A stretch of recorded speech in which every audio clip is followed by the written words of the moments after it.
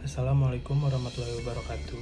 Perkenalkan, nama saya Muhammad Raffi Firdaus dari kelas MB 4403 dengan nomor induk 14012045444. Pada kesempatan kali ini, saya akan mempresentasikan profil perusahaan dari Apple. Sebelum kita membahas lebih jauh, saya akan memperkenalkan founder dari perusahaan Apple ini. Yang pertama itu ada Steve Jobs, yang kedua itu ada Ronald Wayne, dan yang ketiga adalah Steve Wozniak. Lalu kita akan membahas sejarah terbentuknya Apple. Apple didirikan oleh Steve Jobs, Steve Wozniak, dan Ronald Wayne pada April 1, 1976 untuk mengembangkan dan menjual komputer pribadi Apple I buatan Wozniak.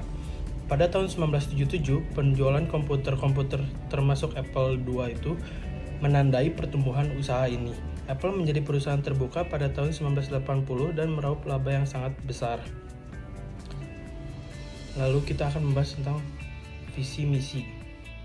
Visi dari Apple itu adalah ada Apple di setiap meja. Maksudnya adalah perusahaan Apple ini menginginkan produknya tersebar luas dan digunakan oleh orang di seluruh dunia ini.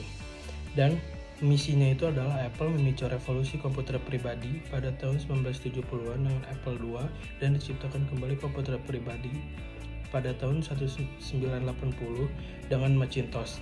Apple berkomitmen untuk membawa pengalaman komputasi personal terbaik kepada siswa, pendidik, profesional, kreatif, dan konsumen di seluruh dunia melalui inovatif software, hardware, dan persembahan internet. Lalu, inilah beberapa produk yang telah Apple keluarkan seperti MacBook, iMac, iPhone, iPad, AirPod, iWatch, dan Apple TV. Selanjutnya adalah analisis SWOT. Dimulai dari strength. Yang pertama itu adalah reputasi merek.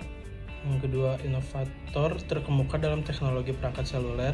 Yang ketiga itu pelanggan setia. Dan keempat itu kinerja keuangan yang kuat. Lalu weakness. Yang pertama itu adalah harga yang tinggi. Dua itu adalah iklan dan promosi yang terbatas. Yang ketiga itu memasuki bidang non-kompetensi. Dan yang terakhir itu ketidakcocokan dengan perangkat lunak lain. Lalu opportunity. Yang kesatu itu pertumbuhan pelanggan yang konsisten. Yang kedua itu jaringan distribusi yang luas. Yang ketiga teknologi pintar yang dapat dipakai dan memanfaatkan kecerdasan buatan. Lalu yang terakhir itu adalah threat atau ancaman. Yang pertama itu adalah banyak pesaing. Yang kedua itu market penetration. Apa itu market penetration? Market penetration adalah telah terjadinya perubahan penetrasi pasar yang signifikan oleh merek lain di pasar smartphone. Perusahaan seperti Samsung, HTC, dan Lenovo menggunakan perangkat lunak Android untuk membuat smartphone baru.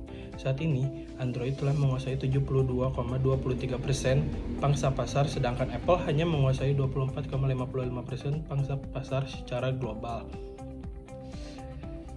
Lalu, marketing strategi. Yang pertama itu adalah fokus pada nilai keunikan dibanding harga. Artinya adalah Apple tidak pernah terjebak dalam persaingan harga. Perusahaan ini selalu mempunyai cara sendiri untuk menentukan harga setiap produknya. Perusahaan Apple lebih berfokus untuk mengembangkan nilai keunikan produknya daripada harus menghabiskan waktu dalam persaingan harga suatu produk. Nilai keunikan tersebutlah yang menjadi kekuatan jika dibandingkan dengan kompetitor lain. Lalu yang kedua itu adalah terus melakukan inovasi, yang artinya adalah kunci dari semua yang dilakukan Apple adalah inovasi. Inovasi inilah yang membuat Apple mampu bertahan dalam kondisi persaingan yang luar biasa ketat. Apple tidak pernah berhenti untuk selalu berinovasi, maka dari itu Apple terus meluncurkan produk-produk inovatif terbarunya. Lalu yang ketiga itu strategi branding yang baik. Dengan logo serta nama perusahaan yang mudah diingat, Apple menanamkan ide bahwa barang-barang produksinya merupakan teknologi canggih dan mudah digunakan atau dapat dikatakan user-friendly. Lalu yang keempat itu mendengar masukan dari pelanggan. Apple selalu update, yang artinya Apple selalu update dan menjawab komunikasi dengan para pengguna produknya. Setiap meluncurkan produk terbarunya, Apple akan mengadakan seminar dan gathering untuk para pelanggannya. Dan yang terakhir adalah membangun sebuah pengalaman, yang artinya Apple selalu memberikan inovasi dan hal-hal unik bagi para pelanggannya. Dan karena itulah Apple mampu diingat dan membuat para pelanggannya menyukai produk dari Apple. Sekian presentasi dari saya. Maaf apabila banyak kekurangan. Assalamualaikum warahmatullahi wabarakatuh.